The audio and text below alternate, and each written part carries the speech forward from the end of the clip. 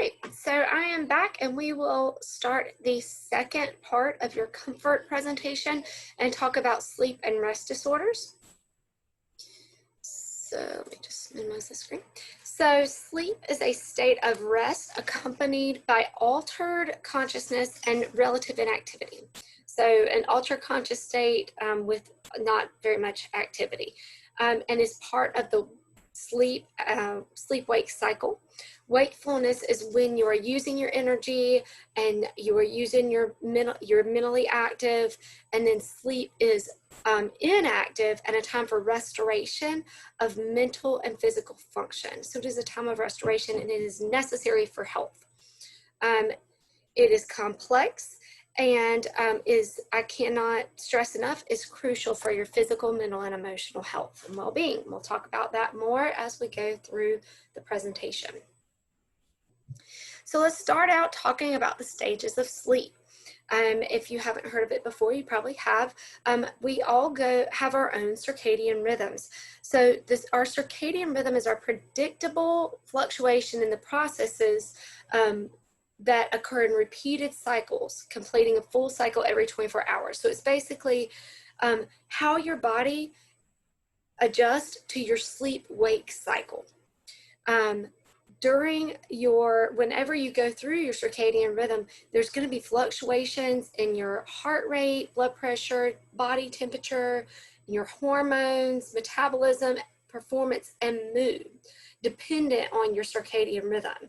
I promise if I get off of my circadian rhythm, everybody knows it. Everybody in my house knows that I either have been awake too long or I woke up too early. So it certainly disrupts my moods. So sleep is one of the body's most complex biologic rhythms. It has a lot of things that are involved in a healthy sleep-wake pattern. And your inner clock is located in your hypothalamus. It's kind of where all that gets controlled. So let's start looking at those stages. So stage one is kind of that in-between transitional stage when you're kind of between being awake and asleep. You're relaxed, but still a little bit aware of your surroundings. You may have some involuntary muscle movements, and it usually only lasts a couple minutes, and you're usually easily aroused at this time. It only makes up about 5% of your total sleep. Stage two is when you fall into an actual stage of sleep. So it's you're still fairly easy to arouse, and it is about 50 to 55% of your sleep happens in this stage two. At stage three, the depth of your sleep increases and you become even harder to arouse, and it's just about 10% of your sleep. And then stage four is when you get into a very deep sleep. It is thought of as delta sleep, and you would be difficult to arouse during this time. You also have some physiologic changes to your body during this time. This is when you start to see on an EEG or an electroencephalogram, the brain waves would slow down on there. Heart rate and respiratory rate will start to drop, as will blood pressure. Muscles are relaxed. Metabolism begins to slow with a lower metabolism, so your temperature is also lower. This is about 10% of your sleep. And then you go into REM sleep. So REM sleep is the most difficult time to. This is the stage where you are most difficult to arouse. It counts for about 20 to 25% of your sleep at night. At this time, all those things that decreased in that delta sleep, your heart rate, respiratory rate, blood pressure, metabolic rate, and body temperature now all increase with that rapid eye movement sleep. But it is also believed to be essential for mental and emotional equilibrium, and it plays a role in your learning, your memory, and your adaptation. So REM sleep is very, very, very important. And as I said, it counts for about a quarter of your total sleep. If REM sleep is interrupted for several nights in a row, then you will typically spend more time in REM on subsequent nights. So it's called REM rebound. So what will happen is if multiple nights in a row you're missing out on your REM sleep, then you will go into you will start having some prolonged REM in your next night. So typically, if you looked at like a whole month long, every month you would have about the same amount of REM sleep, because your body just kind of catches up on it, because it is so important for your equilibrium. I will go back up to the non-REM sleep. That's when you first start to see, that's what you'll see these first 4 stages. I'm sorry, I didn't specify that at the beginning. Non-REM sleep is these first 4 stages. So there's 2 big groupings, non-REM and REM, and then these stages are just the stages of the non-REM.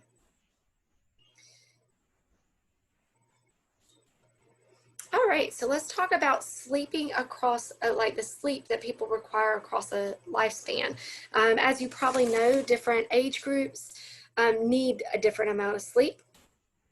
So most people will go through 4 or 5 sleep cycles a night, and each cycle will last about 90 to 100 minutes every night. For infants and newborns, they sleep an average of, newborns will sleep an average of 16 hours a day, but even then when they get on to over 3 months and they're infants, it's still 12 to 15 hours, plus a lot of naps during the day. So they will require a lot of sleep. And then at that time, for infants, REM usually constitutes most of their sleep cycles.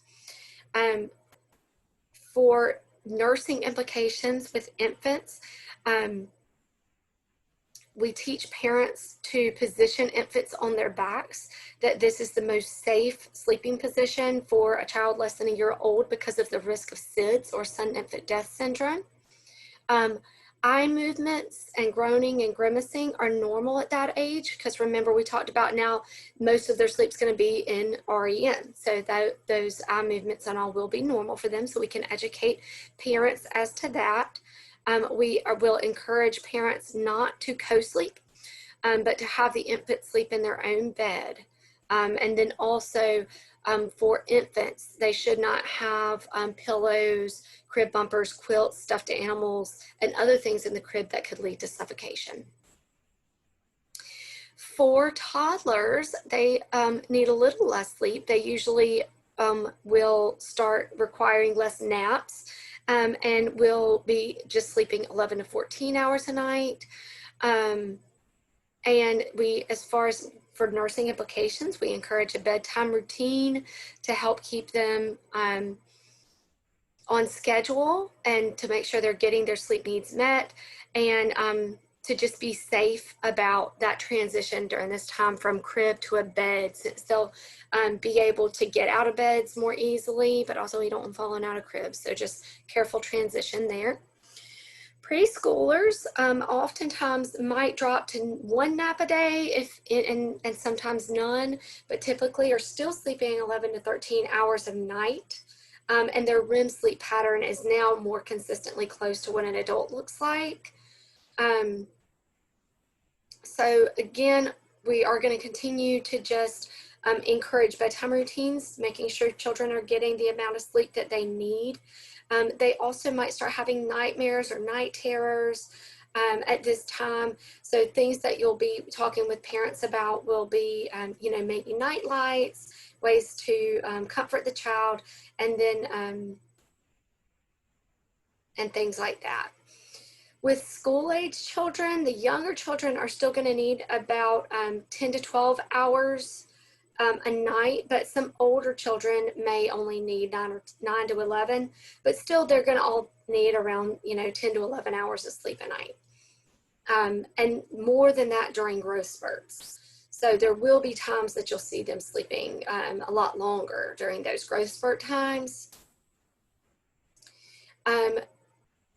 As far as nursing implications during that age, we will want to discuss different things in school that might interrupt sleep patterns, making sure that they're going to bed early to encourage that still they're getting this correct amount of sleep.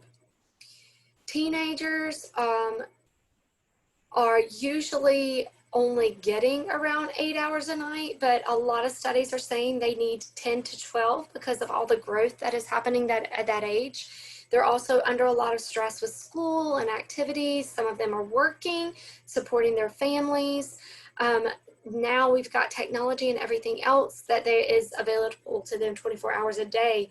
So there's a lot of disruptions, and they're waking up early to go to school, and they're getting 8 or less hours a night, and really need a lot more than that. So just making sure that parents are monitoring sleep patterns and making sure they're getting what they need. As adults, average is about 7 to 9 hours of sleep that is needed a night. REM sleep is about a quarter of that time. So as far as for nursing, just encouraging healthy sleep patterns, making sure that people are getting good, solid sleep to decrease stress. And then lastly, in older adults, it will be about the same, just sleeping about 7 to 8 hours, but are sometimes up more with needing to go to the bathroom, pain, effects of drug therapies that they're on may be affecting them. So just monitoring those things. And we'll talk more about specific things that can impact sleep and what we can do as nurses to improve their sleep patterns for our patients. Another thing with older adults that we want to be careful with is them getting up at night and the risk of falls. So we want to make sure we're doing a good safety evaluations, environmental safety, having night lights up and things like that.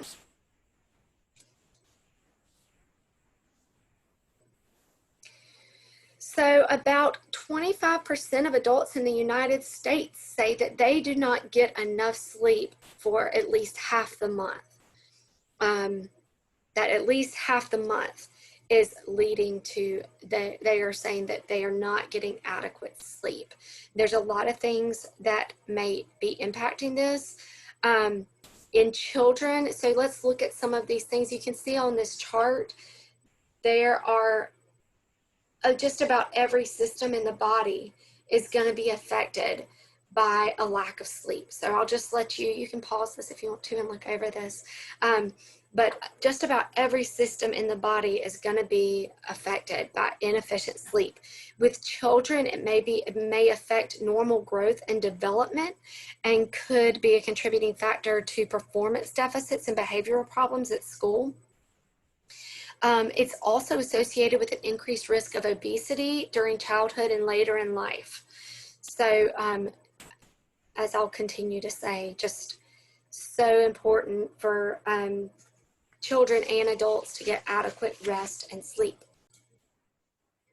Some factors that may affect your ability to sleep is if it's light or dark, and your natural circadian rhythm. It's developmental, as we've said. There's going to be different stages where sleep looks different and the needs are different. Motivation. So how motivated are you to, I myself have to make myself go to sleep some nights because I want to do something else, but I know that sleep is important. So I may make myself go to bed early some nights. Different cultures are going to have different thoughts about sleep and what's appropriate.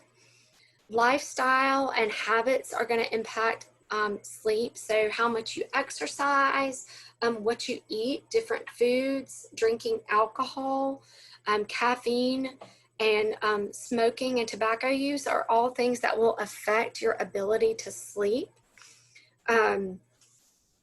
Also thinking about, as far as lifestyle goes, people who are on swing shifts or night shift workers, that's going to be a lot of you guys in a couple of years if it's not already, will affect your ability to get a good night's sleep and to rest well.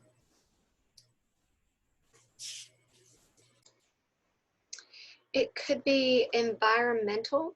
So if you moved from the country and moved into a big city, you would probably have a hard time sleeping because you would not be used to all the lights and the sounds and the noise and the cars and the sirens. And the same is true for the opposite. If you move from a big city to the small town and you're hearing crickets and frogs and cicadas and everything else, you wouldn't know what those sounds are, and and they would be unfamiliar to you, and you would have a hard time sleeping then as well. We have frogs at our house, and they are so loud sometimes that we cannot even have a conversation outside. I am not joking. It's out of control. But if I get used to those frogs being there every night and then they're gone and it's so silent outside, it's weird and I can't sleep. So your environment can definitely affect that. Psychological stress, I bet that you guys have lost some sleep as you've transitioned into nursing school, stressed out about, did I remember to turn this in? Did I forget to turn that in? Am I going to remember to go to clinical? Is my alarm going to go off? Am I going to make it to this? Have I forgot to do a recording? So certainly you are familiar with how psychological stress can impact your sleep schedule. Also, illnesses and medications can affect it. Some medications may have you up going to the bathroom, may have, cause some different things that can keep you awake. Or make it harder to rest. An illness, anybody who has had a sick child knows that will take away your sleep like nothing else. So 2 categories of things that we talk about that with sleep disorders, specifically with sleep disorders, when it goes from just being something that's impacted your sleep to actually being a sleep disorder, is a dysomnias. So that's going to be something that is characterized by insomnia or having excessive sleepiness. And then there's parasomnias, which are going to be wakeful patterns and behaviors during sleep, like night terrors and sleepwalking and things like that. So dysomnias are disruptions in the sleep. So you're either sleeping not enough or you're sleeping too much. And then parasomnias are patterns of behavior that happen during sleep. So when you don't get enough sleep, that's going to lead to fatigue. And fatigue, if you are not getting enough rest, the effects of chronic fatigue are it's just awful. It affects you in so many ways, and it just makes you feel terrible. You will lead to trouble concentrating, low energy levels, irritability, memory issues, your mood. As I said earlier, nobody wants to be around me if I haven't had enough sleep. It's bad. It's bad news. So it affects your sleep, and it can be a danger. It can be dangerous for you, and it can be dangerous for others. I had a friend who fell asleep driving, and maybe you guys also have either fallen asleep driving or know somebody who has, but she fell asleep driving on the interstate and woke up. Her car went across the median and across the opposite direction of traffic.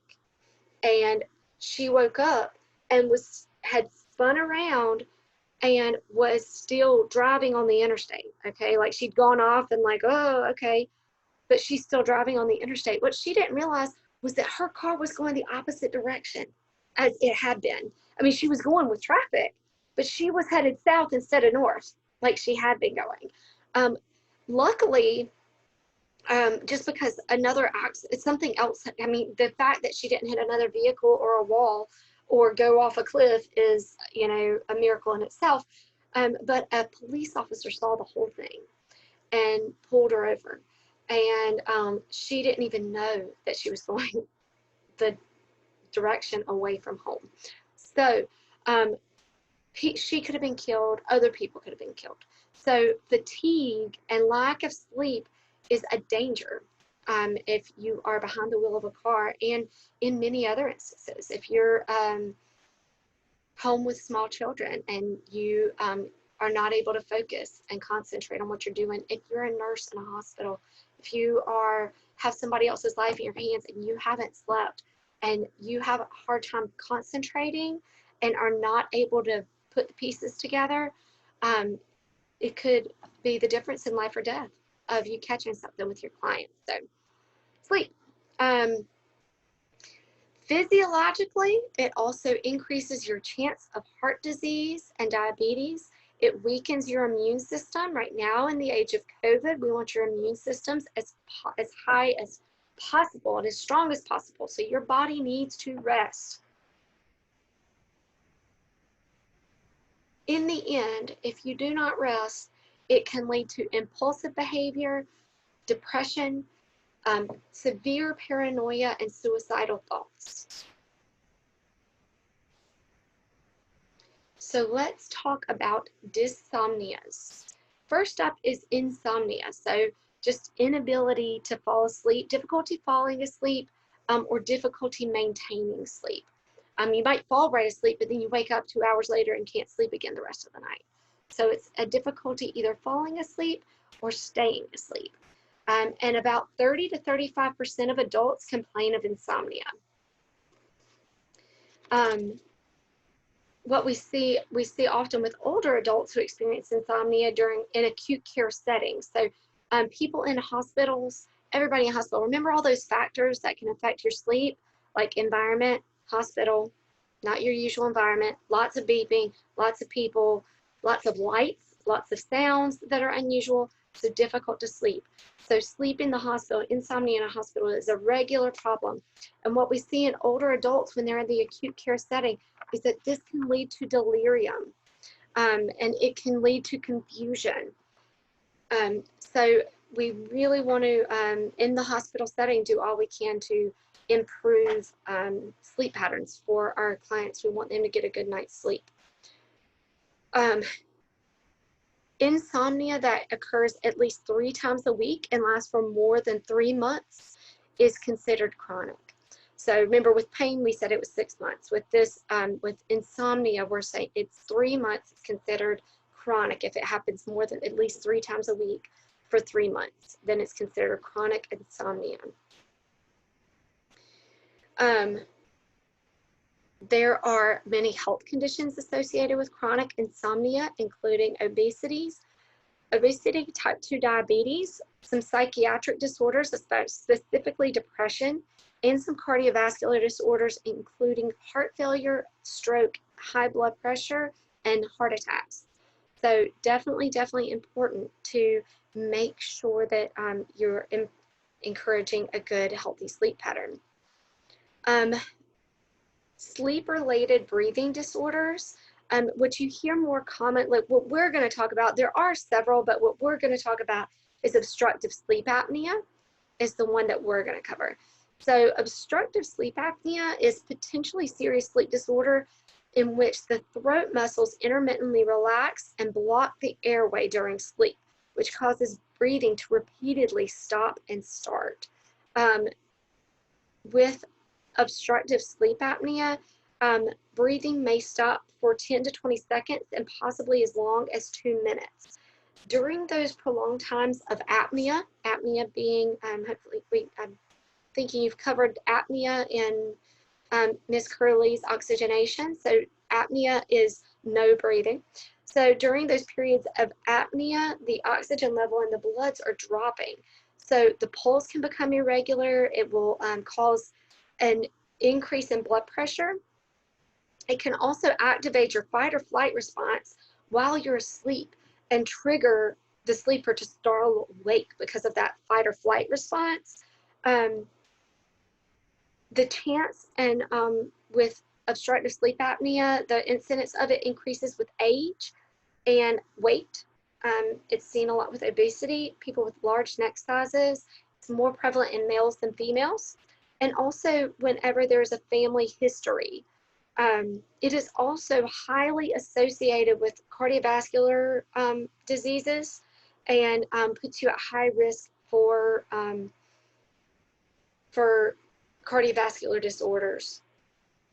It's also associated with an increased risk in motor vehicle accidents because if you're not sleeping at night, you're going to be more sleepy during the day and more likely to fall asleep behind the wheel.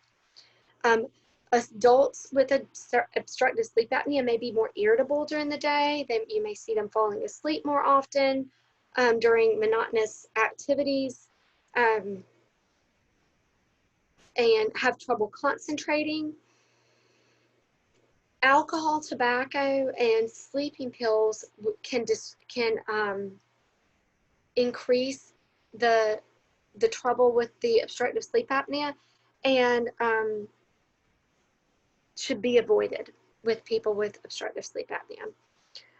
Treatment-wise, with the obstructive sleep apnea is typically a CPAP machine, continuous positive airway pressure machine that people, it's the mask that they'll wear, and so it continually blows air down and will hold the airway open. So that is typically what happens, but you know, if you've never, it's, you know, people say it feels like you stuck your head out a car window going down the highway. So there's definitely an adjustment period to being able to sleep with that mask on. It's also loud. You've got a mask on, you got to sleep on your back. You can't be rolling back and forth. So there's definitely a adjustment period for getting used to wearing that mask. There are some surgical options, but surgery is not without its risk, especially when you're having surgery in your airway. So typically that CPAP machine is going to be the first line of treatment with that.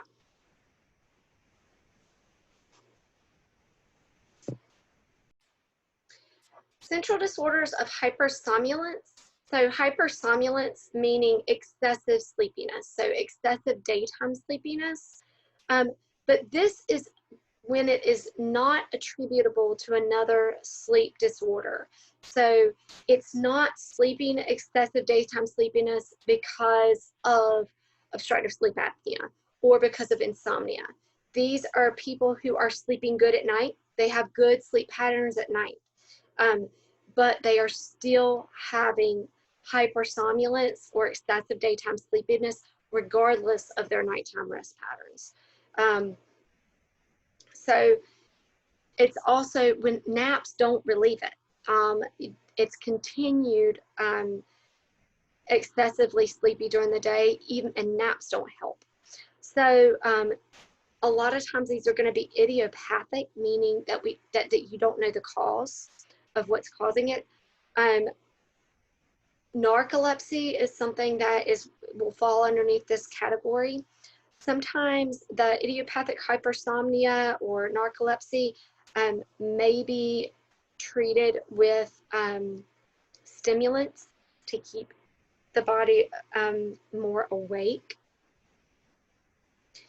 And then sometimes antidepressants may help to improve that hypersomnia.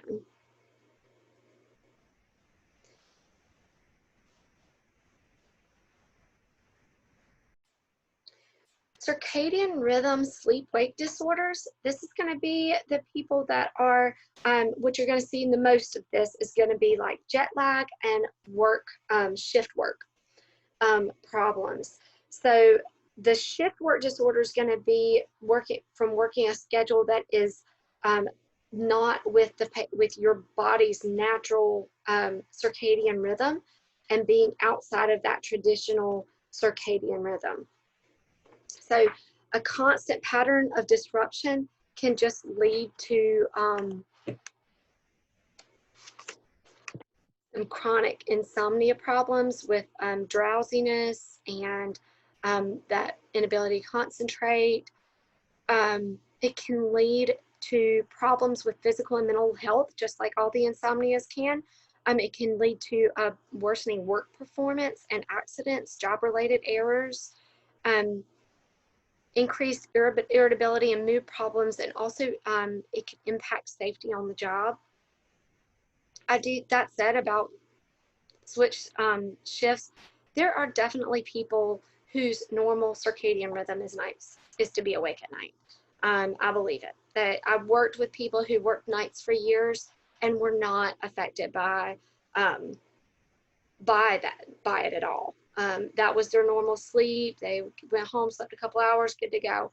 My first job at a nursing school was night shift. That is not my circadian rhythm. I thought it was. I thought, you know, I love being up at night. I'm a night owl. This is going to be great. It's not great. I was tired all the time, all the time. I could not get enough sleep. I would drive home. I lived in Charleston, and I had to cross a couple of the bridges. I don't. The word is escaping me right now. Maybe I need more sleep. Um, but the bridges that open up so the folks can come through. Anyway, they would come up, and I would put my car in park and go to sleep. And so then whenever the bridge would go back down, the people behind me would honk, and I could wake back up and drive home every day. Like, I was so tired all the time. One day I slept for about, I got home at 8 a.m. I slept till 6 p.m., got up, ate dinner, went back to bed at 8 p.m., and slept till 1 o'clock the following afternoon. I slept like 30 hours in a row. And I probably could have gone right back to sleep. That's how I felt all the time when I worked night shift. That's how you know you're not meant for night shift. If that happens to you, it's not for you. So that is with the shift job sleep disorder. So another thing is jet lag, and going from different time zones, it messes with your internal clock. It is a real thing. So if people have, those of you who have traveled across time zones, you know, jet lag is a real thing. It can lead to fatigue, feeling unwell, having a hard time being alert, and GI type symptoms. I've experienced that too. I get jet lag really bad. My body does not like being off its schedule, obviously. I've made that clear. So making sure that you educate your clients who are going to be traveling that is something that will happen. Lastly, sleep deprivation refers to a decrease in the amount or consistency of quality of sleep, or the quality of sleep. So it can result from decreased REM or a decrease in non-REM sleep. This is a lot of times what we're going to see in the hospital is that we're basically sleep depriving our patients. They're in the strange environment. They are in physical discomfort and pain. Those beds are not super comfortable, and they make loud noises all the time. They are dealing with the effects of medication. They might have IVs in both their arms and can't really move around very much, or as much as they are comfortable doing, whether they physically are capable of that or not. And the need for 24-hour nursing care and us constantly going in their room, checking vital signs around the clock, IV pump is beeping, there's a 4 o'clock medication due, you know, there's a lot of things that impact the ability to sleep in a hospital. It can alter healing and lead to depression. And so it is just super, super important that we are doing what we can to help our patients to sleep. So we'll talk more about our nursing, our job as nurses, and improving sleep here shortly. Parasomnias are going to be sleeper-related movement disorders. So somnambulism or sleepwalking is what that is. So is going to be just that. It's getting up and walking around the house or the room or wherever you're at, typically unaware of your environment. It's seen more often in children, and a lot of times children will grow out of it, but not always. We see it in adulthood also. I have a cousin who sleepwalks. He has grown out of it some. He just started college this year. He's 18, but when he was younger, it was a whole to-do. His mom's family is from Japan, and they go back there every couple of years to visit. and she knows he sleepwalks, so she would typically, you know, lock doors and make sure things are barricaded because, so he didn't leave. But one night she had left the room to go, like she was washing clothes, and went down to the laundry room, and everybody else was asleep, and she came back up in the hotel and found him wandering the halls of the hotel in Japan. So luckily she found him, but if he'd gotten out into the streets, you know, who knows where he would have ended up at. So it can be a dangerous thing. REM sleep behavior disorder is acting out dreams while you're asleep. So these are people you might see, you might know, who thrash around and moan and carry on in their sleep, possibly talking. Sleep terrors and nightmare disorder are common in children and occur during those deepest stages of sleep, like REM sleep. And so may wake up screaming, sitting up in the bed, and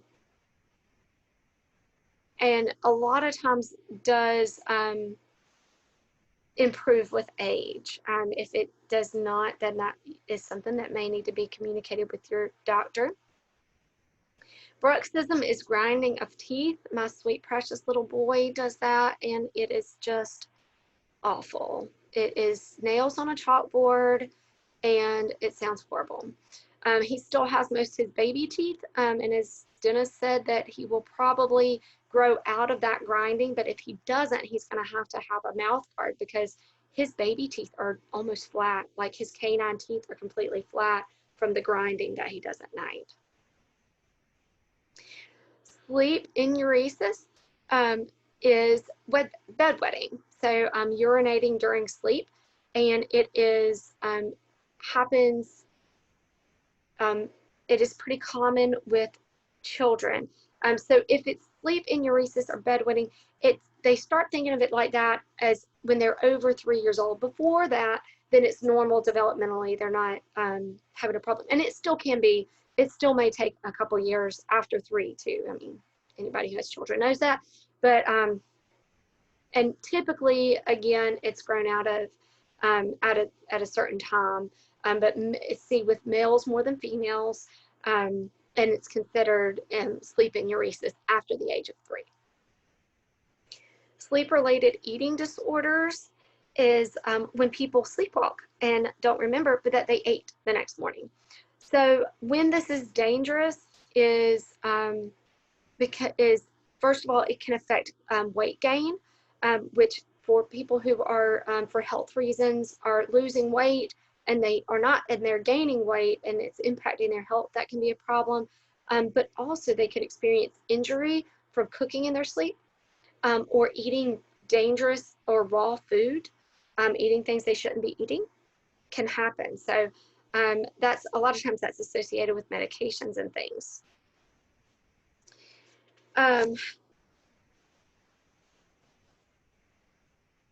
Parasomnias are sometimes just treated by improving sleep habits and making a regular sleep schedule, and making sure you're getting enough sleep. Monitoring your medications, making sure that they are not affecting the sleep or affecting your sleep patterns.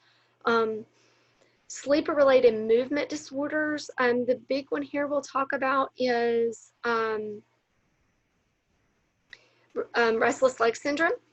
So this is something that affects up to 15% of the population, and even up to 2% in children. So it is an unpleasant creeping and crawling and tingling sensation in the legs. It's called restless leg syndrome, but it can also occur in the arms, face, and torso. Patients describe it as an irresistible urge to move their legs when these sensations are occurring, and usually they happen in the evening and at night. And so it is also seen in patients with end-stage renal disease, diabetes, iron deficiency, some peripheral neuropathies, and it's also seen in pregnancy. So definitely just something to monitor and see what can be done. There's not a lot of treatments for it, but it definitely will interrupt sleep. So I'm just doing what you can to help clients to get the best sleep they can otherwise. You can also, some of the things that may help, massaging the legs, doing and walking, doing knee bends, and stretching legs before bed is some things that we could encourage them to do. And as I said, things that, encouraging things that will improve sleep anyway is eliminating use of caffeine and tobacco and alcohol, especially with clients with the restless leg syndrome. Taking a mild analgesic at night may help, as long as it is compatible with their medication regimen. Just something mild like ibuprofen, something like that, just to help with any discomfort. Sometimes heat or cold can help, and then using relaxation techniques.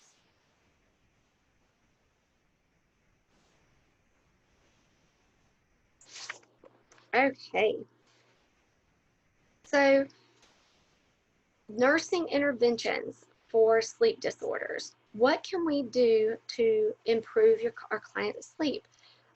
One of the biggest things, just like we talked about with pain, is establishing that trust relationship with your client and talking to them and knowing what's going on. So talk to your patient about what is the problem. And it's going to be about getting to the root of the problem, because if you just give them sleep medication, it's not, maybe they'll sleep, but what you want to do, what's going to be the priority, is to treat the underlying cause. The priority same as it was with pain, the priority is going to be to treat the underlying cause of whatever has led to this sleep disorder. So why can't they sleep? Is it because they're in pain? Because if they're in pain, we need to deal with the pain, not just give them a sleeping pill. If it is anxiety, we need to deal with the anxiety and do what we can to comfort and reassure and deal with the anxiety. Is it the noise? Is it the environment? Is there a way that we can, instead of just throwing out medications, can we move them to a quieter end of the hallway? If it's somebody that doesn't need to be close to the nurse's desk, can we move them to the end of the hallway so that there's less noise? Is it that there's too many lights in their room? Is there something we can do to turn the lights down? These are the things that we want to do. We want to treat the underlying cause. Treating the underlying cause is the priority here. So first things first is as I said before, we want to start with non-pharmacologic therapy. Providing a restful environment is going to be making sure that your client has a comfortable bed that promotes sleep and rest. We want to make sure that they have proper body alignment when they're resting. I myself like to have all of my pillows a certain way, and have myself in a comfortable position. So making sure that there's good body alignment that's conducive to relaxation. We want to make sure that the room is quiet and darkened with privacy, and that it is the comfortable temperature for your client. Some people like the room to be sweltering hot when they're sleeping. Some people like it really cold and lots of blankets. So trying to make the room as comfortable as you can specifically for your client needs. Promoting comfort. Again, making sure, remember, going back to that definition of comfort, that there is no pain or heat or cold problems, that anxiety and stress is at a minimal. So we want to promote their comfort, help them to not feel afraid or alone. Sometimes that therapeutic touch or offering a back massage or an extra blanket will help. I always think, people aren't going to remember who saved their life, but if you bring somebody in one blanket, they will remember you forever. We want to promote relaxation. So we want to, at bedtime, we want to try to decrease worries and anxiety. sometime and go through those bedtime rituals. So we want to, those bedtime rituals will be a big part of that.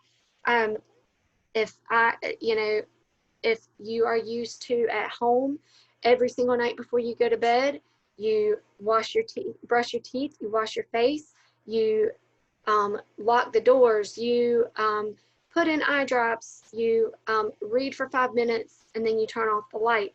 If that's what you do at home, then it's going to be helpful for our patients to fall asleep if that's what we allow them to do in the hospital. So finding out what patients' regular bedtime rituals are, and if they don't have bedtime rituals, sometimes if you can establish a bedtime ritual, that will help. I know that's the case with my children. They go through the same spiel every night. They have since they've been small children. My daughter's now 10, and we still go through the exact same process every single night to help them to go to sleep. Some children may want their favorite doll or stuffed animal or toy. They may want to listen to their favorite bedtime story, kiss everybody goodnight, say their prayers, go through these routines. So it's going to be the same in a healthcare facility as it is for at home. If you can establish those routines and keep with them when you're in a hospital, that will help your clients get a good night rest. Offering appropriate bedtime snacks is going to be, you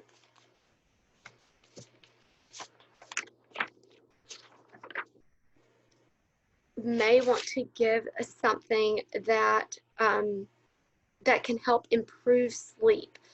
So a lot of time bedtime snacks will contain a protein and a carbohydrate. So like a peanut butter and jelly sandwich, something like that, as long as it is allowed for your client's health, for whatever their treatment regimen is. A protein and a carbohydrate will help them to sleep.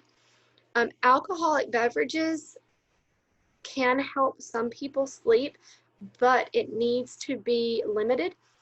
Alcohol after dinner should be avoided because it can disrupt your sleep patterns. It can cause you to need to get up and go to the bathroom at night. It also inhibits REM sleep. So increased alcohol intake will inhibit that REM sleep, which, as I've said earlier, is so important for your healing and equilibrium. For most people, caffeine should be avoided for at least 4 to 5 hours before bedtime. And then also recommending that fluid intake is limited close to bedtime so that the patients are not needing to get up to go to the bathroom at night. So when you're in the hospital, respecting normal sleep-wake patterns, trying to make every instance that we can to honor somebody's normal sleep-wake patterns. If somebody's normal sleep-wake patterns is that they're awake until 4 o'clock in the morning and then they sleep from like 4 a.m. to noon, then as a healthcare team, we need to do our best to acknowledge that and let them to stay in their normal sleep patterns, even though it doesn't necessarily jive with us. We need to try to respect the normal sleep-wake patterns if we can. And that also includes naps. A lot of people take a nap every day. And so if that is the normal, we need to try to encourage them to take that nap, decrease interruptions at that time, close their blinds, turn everything off, stop visitors at the door and say, she's taking her nap right now. And so other things that we can do we want to talk about minimizing sleep disturbances in the healthcare setting. As I said, lack of sleep can really impair healing and lead to delirium in older adults. So studies have shown that excessive noise on the patient care units interferes with sleep, and that those disruptions can cause increases in blood pressure, decrease in oxygen saturation, and a delay in wound healing, which is basically the opposite of everything we're trying to do for our clients. So we want to encourage a good night's sleep for our clients as much as possible.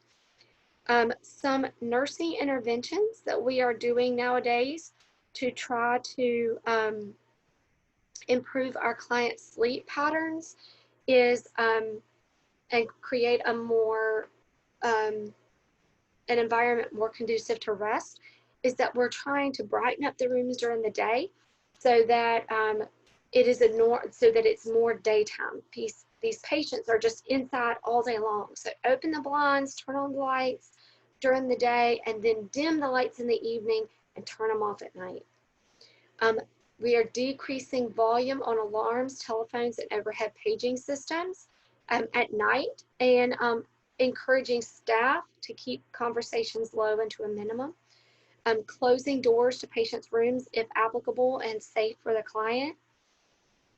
Scheduling procedures close together so that we don't have to wake patients up multiple times. So we'll cluster care at night. We'll try to do vital signs, blood draws, medications, all at the same time, so that we're not going in at midnight for vital signs and 2 a.m. for a blood draw and 3 a.m. for medication again and 4 a.m. for another set of labs.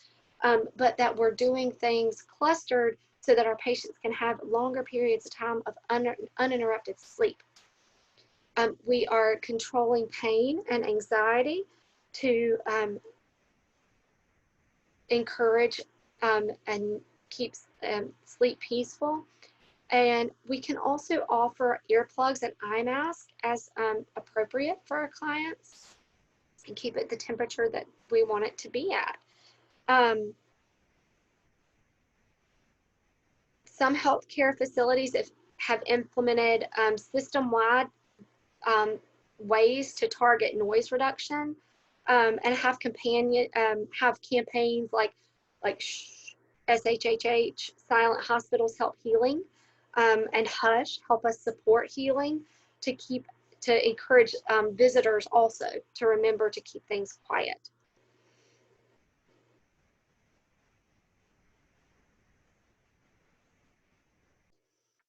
So educating our clients, as we'll talk about all the time, education is key to helping your client make the best healthcare decisions they can and be a partner in their health. So some education things that we'll want to teach our clients as they work on their sleep schedules at home for people, oops, sorry about that, for people who are having trouble sleeping, is going to be restricting, as we've said, restricting alcohol, nicotine, and caffeine, especially later in the day, avoiding physically activities that are mentally or physically stimulating, limiting those after in the evenings or at night, avoiding daytime naps if you're sleeping a lot during the day and not resting at night. So we may want to encourage people to limit daytime napping. Eating a light carbohydrate protein snack before bed can help. Avoiding high fluid intake, sleeping in a cool, dark room. Most of these are things that we've already talked about. You can also tell people to not have a bedroom clock because sometimes that clock creates anxiety. I'm looking at the clock, it's 2 a.m. I can't fall back asleep. I'm looking at the clock, it's 2:30 a.m. Still asleep, I'm still awake. So getting rid of that bedroom clock can sometimes help. Warm baths before bedtime can help. And trying to keep the sleep environment as quiet and stress-free as possible and making it just a sleep environment. So you guys, I'm talking to you. If you're sitting there doing your, listening to this in your bed and you're doing your homework in your bed, it would really be better if you find a environment that is not your sleep space, because if you allow other things to come into your sleep space, then sometimes that stress will stay there. But if you can keep your sleep space just for that, then sometimes when you enter it, it can improve that environment so that it's a stress-free place for you to fall asleep. Pharmacologic therapies, there is the use of some hypnotic medications like barbiturates or benzodiazepines that can be used. Non-pharmacologic therapies should be used first. And the barbiturates and benzodiazepines should be used short term because they can lead to drug dependence and drug tolerance. So they should be used for a limited amount of time if it's a temporary sleep pattern disruption, like a stress issue that is expected to be improved. Other things that can be used is Ambien or zolpidem tartrate. Is a regular medication used to improve sleep. It also has the only FDA approved treatment for middle of the night waking. So they have a sublingual tablet that is FDA approved for middle of the night waking, but it is intended for use when it is when there's at least 4 hours of sleep left. So if you're waking up at 7 o'clock in the morning and you woke up at 5, that's not appropriate to take. Another thing is going to be Lunesta, is often used for longer term treatment of chronic insomnia. Ramelteon or Roserum is a selective melatonin receptor agonist that is prescribed to facilitate the onset of sleep, but it's not meant to keep you asleep. It just helps you to fall asleep. So if staying asleep is your issue, that's not going to help. PRN sleep medications or as needed sleep medications are often ordered and prescribed in the hospital setting as well, because we just talked about all those things that keep you awake while you're in the hospital. These should not be given after 11 or 12 at night. About midnight, you should not be giving any sleep medications to your client after that time, because it is going to be going into the next day and it's going to disturb their wakefulness, their wake during the day. For most people, if that's their regular circadian sleep pattern is to sleep at night, we don't want to give anything after midnight because that will disturb their sleep pattern and can push their sleep further into the day and mess up that day-night schedule. There are also over-the-counter herbs and supplements that can be used. Melatonin is one that is used regularly by people. But those also need to be discussed with your healthcare provider. That is going to be it for our comfort for pain and sleep rest. So if you have any questions, please feel free to email or put it into your Unit 1 discussion forum, and we can address anything that needs to be cleared up. Thanks so much, and I will see you guys soon.